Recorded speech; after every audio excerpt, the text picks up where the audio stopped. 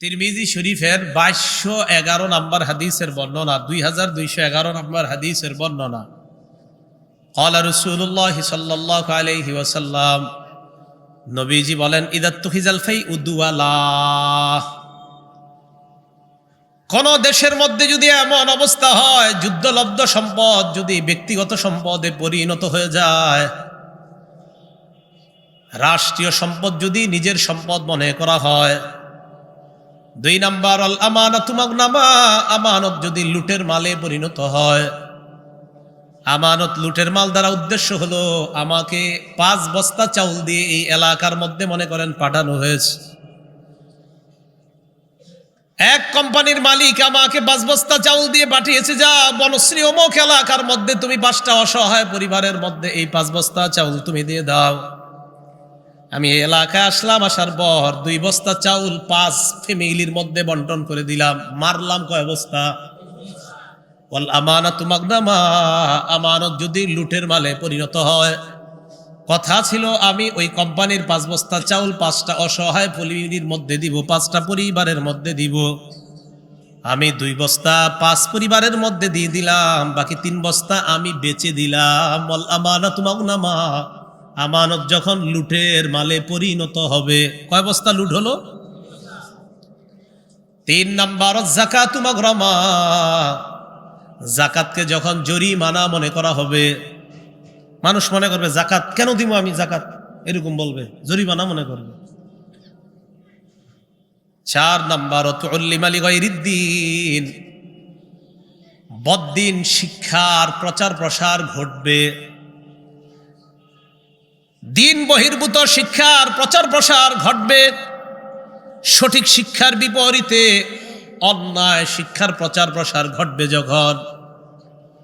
5 number আর রাজুল ইমরাআ, কোন পুরুষ যখন তার বিবির পূজা করবে, বিবির আনুগত্য করবে, খালি বউর কথা বলবে। 6 নাম্বার আক্কা উম্মা, মায়ের নাফরমানি করবে। 5 নাম্বার বউর কথা শুনবে, 6 নাম্বার যখন মায়ের নাফরমানি করবে। এগুলো মনে হয় ভবিষ্যতে হবে আমাদের দেশ। আচ্ছা, 7 নাম্বার আদনা সদিকাহু, বন্ধুকে আপন বানাবে। 8 নাম্বার আকসা আবা, বাবাকে দূরে ঠেলে দিবে, বাবাকে দূরে ঠেলে দিবে। তো আগের দিনের বাবা, ওনার বয়স 50-60, রাত 12টা বাজে আইসা দিয়ে ছেলেটা মোবাইল চালায়, বাবা ঘুমাস না, এত রাত হয়েছে, 1টা বাজে গেছে। ছেলে জবাব দেয়, আপনি আধুনিকতা বুঝেন না, আগের দিনের মানুষ, যান আপনি গিয়ে ঘুমান। হ্যাঁ, খুব বুঝে, সে খুব বুঝে। বন্ধুদেরকে বাসায় আনবে, আইনা রাতে 2টা 3টা 4টা পর্যন্ত আড্ডা দিবে। বুড়া বাবা এসে বলবে, বাবা ঘুমাস না, এত রাত পর্যন্ত আড্ডা দেস।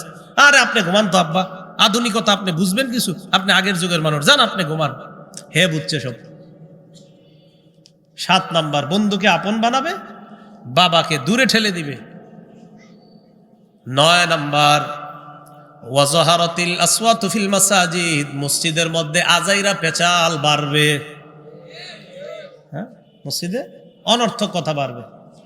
কোন মতে ইমাম সাহেব 1:30টার জায়গায় যদি 1:31 বাইজা যায় যাইতে, জামাত হইলো 1:30টায়, 1:31 বাজতে মোটামুটি 1:32 বাজতে পুরা মসজিদ বাজার হয়ে যায়, পুরা মসজিদ।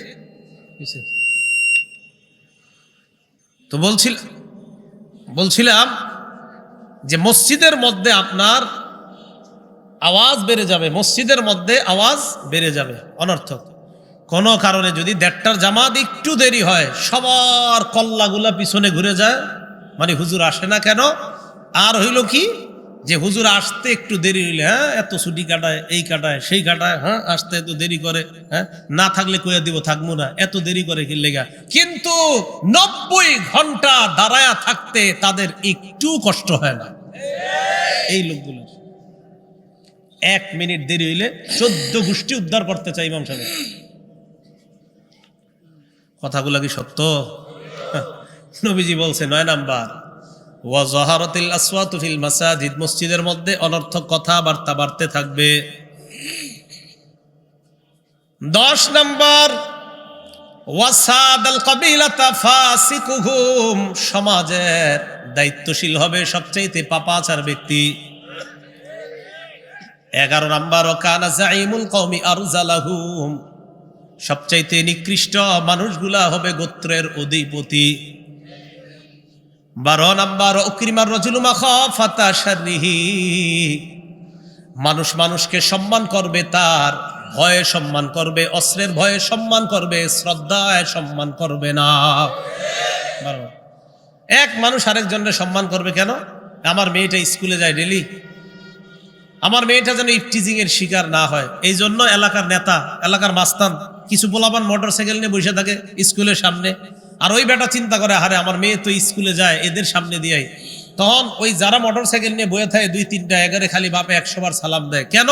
এই সালামের উদ্দেশ্য হলো আমার মেয়েটা যেন নিরাপদ থাকে। কিন্তু এরা তো বুঝে না, মনে করে আম করে শ্রদ্ধা করে, আসলে শ্রদ্ধা করে না, বরং তোমার ভয়ে তোমারে সালাম দেয়, এ মোটেও তোমাকে শ্রদ্ধায় সালাম দেয় না।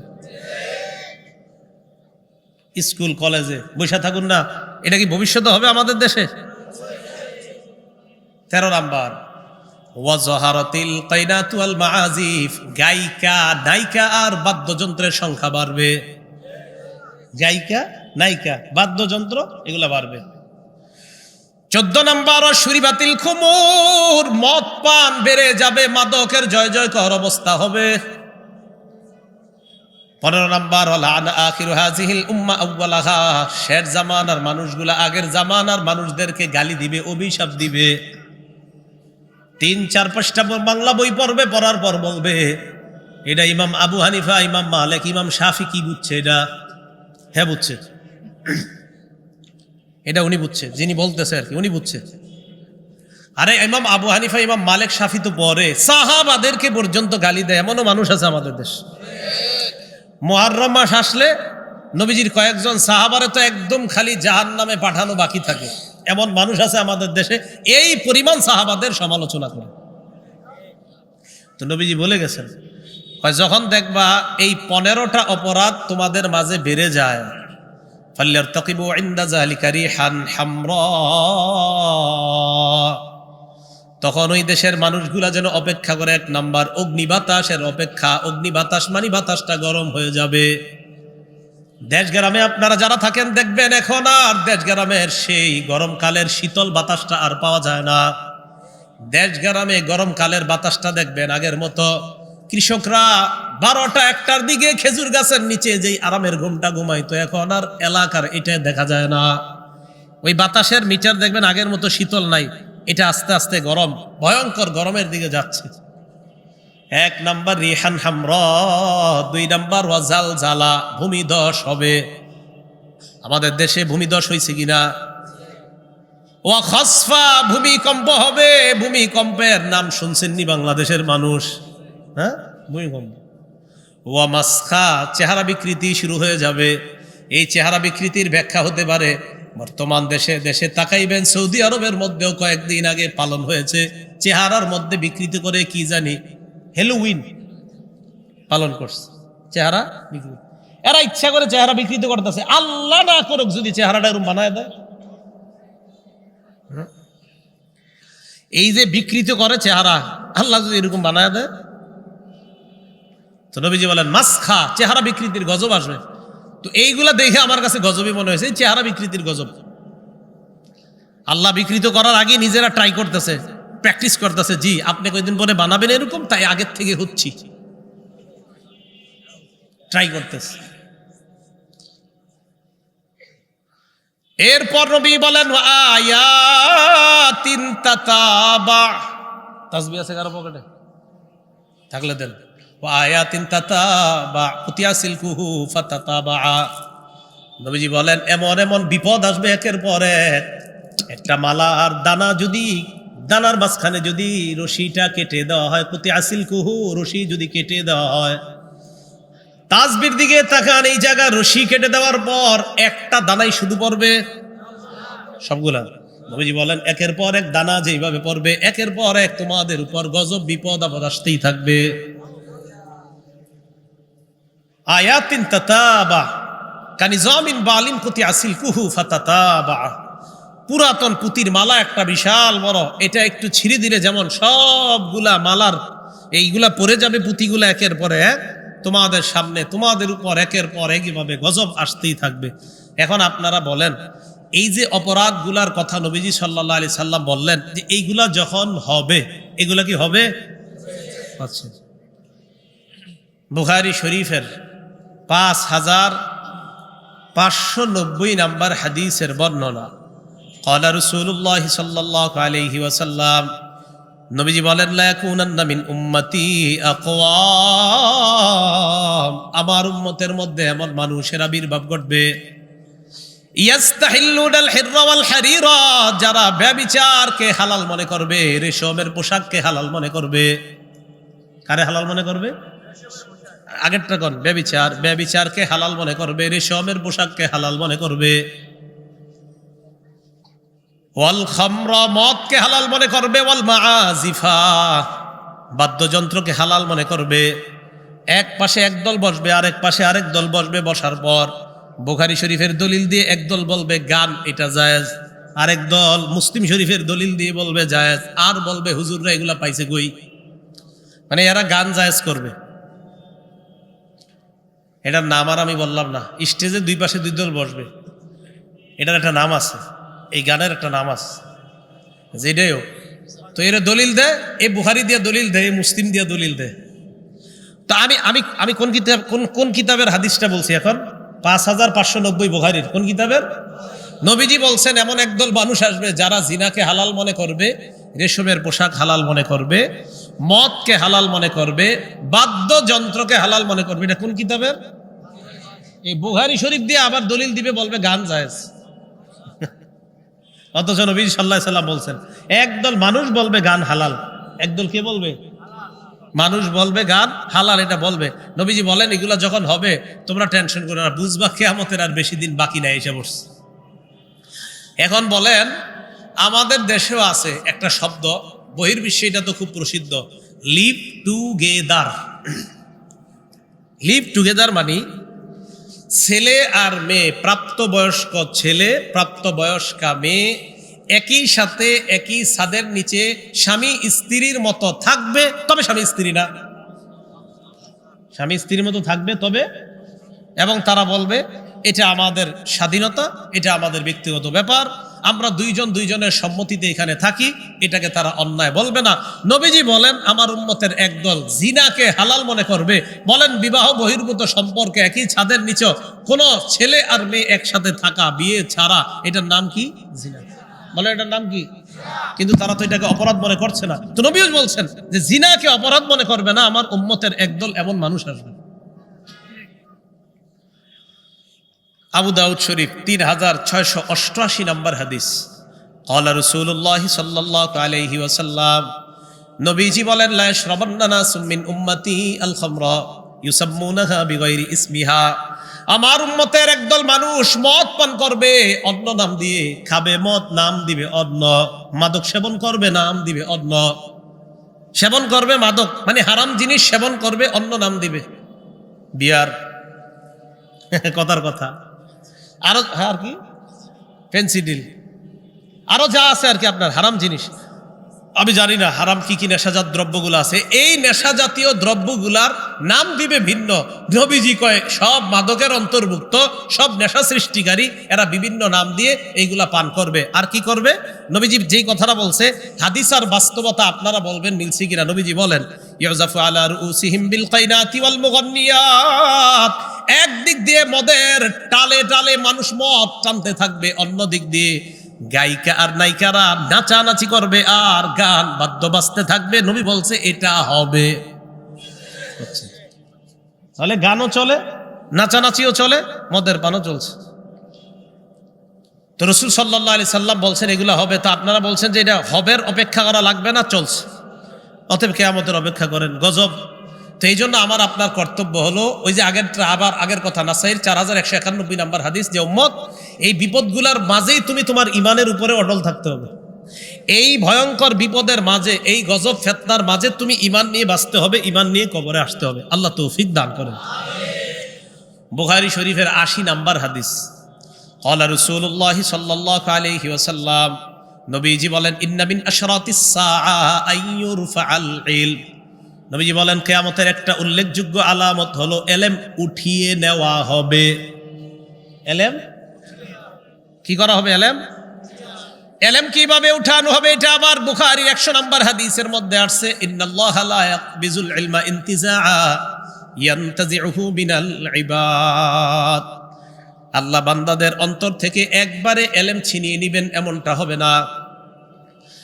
ওয়ালাকিন ইয়াকবিজুল ইলমা বিকবজিল উলামা। আলেমদেরকে আল্লাহ উঠিয়ে নেওয়ার মাধ্যমে বিদ্যা আল্লাহ উঠিয়ে নেবেন। হাফিজ জি হুজুর, শেখুল হাদিস, মুফতি আমিনী, কাজী মুতাসিম বিল্লাহ রহিমাহুমুল্লাহ, আহমদ শফি রহমতুল্লাহ, জুনায়েদ বাবু নগরী রহমতুল্লাহ, ওনারা চলে যাওয়া মানে এলেমের এক একটা সাগর বিদায় নেওয়া। নবীজি বলেন এলেম আল্লাহ এইভাবে ছিনিয়ে নিবে এমনটা হবে না। আলেমদেরকে আল্লাহ উঠিয়ে নেওয়ার মাধ্যমে প্রকৃত বিদ্যা আল্লাহ উঠিয়ে নিবেন। এই জন্য হাফেজে হাদিস আর আল্লামা আমারে যতই বলেন, আরো কত কত টাইটেল দিচ্ছেন, যত টাইটেল দেন, বুঝেন না যে এলেম এখনো অনেক বেশি আছে। না না, আলেমরা চলে যাওয়া মানে এলেমের সাগর চলে যাওয়া। এগুলা ভাষা ভাষা বিদ্যা কিছু, প্রকৃত বিদ্যা এটা উঠিয়ে নেওয়া হবে। তাহলে বলেন তো, আমাদের দেশে আলেমদের মৃত্যুর সংখ্যাটা এই গত 2-3 বছরে কম না খুব বেশি? বড়রা খুব বেশি বিদায় নিচ্ছে, তার মানে এলেম আল্লাহ উঠিয়ে নিচ্ছেন। এই জন্য ভাই আবারও আগের কথাটা বলি, আমার আপনার কর্তব্য খালি বেশি দোয়া করা, আল্লাহ তুমি আমার ইমানের উপর রাইখো, আল্লাহ তুমি আমার ইমানের উপর মৃত্যু দিও। খুব বেশি বেশি আল্লাহকে এই কথা বলা। তো নবীজি সাল্লাল্লাহু আলাইহি সাল্লাম বলেন এমন একটা অবস্থা হবে, হাত্তা ইযা লাম ইউবকি আলিমা, এমন হবে মানুষ যখন আলেম তালাশ করে পাবে না, ইত্তাখাযান নাসু রুউসান জুহালা, জাহেলদেরকে মানুষ ধর্মীয় নেতা বানাবে। ধর্মীয় নেতা কারে বানাবে? ফাস্তাফতাও, তাকেই ফতোয়া জিজ্ঞাসা করবে। ফাফতাও বিগাইরি ইলমিন, তিনি এলেম ছাড়া ফতোয়া দিয়ে দিবে। ফাদল্লু আদল্লু, নিজেরাও পথভ্রষ্ট হবে, যারা ফতোয়া জিজ্ঞাসা করে তাদেরকেও পথভ্রষ্ট বানাবে। এটা নবীজি সাল্লাল্লাহু আলাইহি সাল্লাম বললেন। ইদানিং কালে তো আপনার এমন এমন অনেকে আছেন যারা জীবনে কোনো প্রশ্নে না বলে না। কোনো প্রশ্নে কি বলে না? মানে সব পারে। এমনও পাবেন যে অনেক প্রশ্নে এমন মানুষ আছে যারা জীবনেও কোনো প্রশ্নে না বলে না। এতে কি বোঝা যায়? সব পারে। নবীজিও প্রশ্নে অপেক্ষা করছে, সুযোগ নিছে যে জিবরিল আসবে, জানাবে। তারপর আব্দুল্লাহ ইবনে সালাম গেলেন, যাওয়ার পর কয় আপনারে কয়েকটা প্রশ্ন করবো, জবাব দিতে পারবেন এই মুহূর্তে ঈমান আনবো। কি প্রশ্ন? জান্নাতীদের প্রথম খাদ্য কি? ছেলে আর মেয়ে দুনিয়াতে আসার পর বাবার রং কেন পায়, মায়ের রং কেন পায়? এই প্রশ্নগুলোর জবাব আপনি যদি দিতে, বা জান্নাতীদের প্রথম খাবার কি, ছেলে মেয়ে আসার পর দুনিয়াতে তারা রং কেন বাবার পায়, কেন মায়ের পায়, আরো একটা প্রশ্ন করছেন। এগুলো করার পর আব্দুল্লাহ ইবনে সালাম কয় আপনি যদি জবাব দিতে পারেন ঈমান আনবো, কারণ এই জবাব নবীরা ছাড়া কেউ দিতে পারে না। নবীজি একটু থাইমা কয় খব্বরানি জিবরিলু আনিফা, মাত্র জিবরিল আমিন আয়েশা তোমার এই প্রশ্নের জবাব আমাকে জানায়া দিস। আল্লাহ জানে এখনো জিবরিল আসে কিনা, কারণ অনেকে তো প্রশ্নের কোনো না বলে না। আয়েশা বইলা দেয় কিনা কে জানে। তো প্রশ্নে না আল্লাহ, আমি চিন্তা করি মাঝে মাঝে, আমি তো জানেন না ভয়ে জীবনে মাহফিলে প্রশ্নই নিতে চাই না। তো মাশাআল্লাহ দেখি অনেকে প্রশ্নের পর প্রশ্নে না নাই কোনো উত্তর, তো চলছে তো চলছে, চলতে তো চলছে। রাসূল সাল্লাল্লাহু আলাইহি সাল্লাম বললেন আলেমরা বিদায় নিবে, জাহেলদেরকে মানুষ নেতা বানাবে, যত প্রশ্ন করবে সব উত্তর দিবে, নিজেও পথভ্রষ্ট হবে, জাতিকেও পথভ্রষ্ট বানাবে। নবী বলছে এটা হবে। আচ্ছা, তো বলছিলাম ইন্না মিন আশরাতিস সাআ ইউরফাল ইলম, ইলম উঠিয়ে নেওয়া হবে। 2 নাম্বার ওয়াজহারুল জাহলু, মূর্খতা সমাজের মধ্যে প্রকাশ পেয়ে যাবে। 3 নাম্বার ওয়াজহারুজ জিনা, জিনা ব্যভিচার বাড়বে। 4 নাম্বার ওয়ায়ুশরাবাল খামরু, মাদকতা বাড়বে। এটা 80 নাম্বার বর্ণনা। বুখারীর 81 নাম্বার হাদিসে এই কথাগুলো বলার পর নবী বলেন ওয়াতাকসুরান নিসা, নারীদের সংখ্যা বাড়তে থাকবে। ওয়ায়াকিল্লা রিজাল, পুরুষের সংখ্যা কমতে থাকবে। নারীর সংখ্যা বাড়বে, পুরুষের সংখ্যা কমবে। এটাও কিয়ামতের আলামত।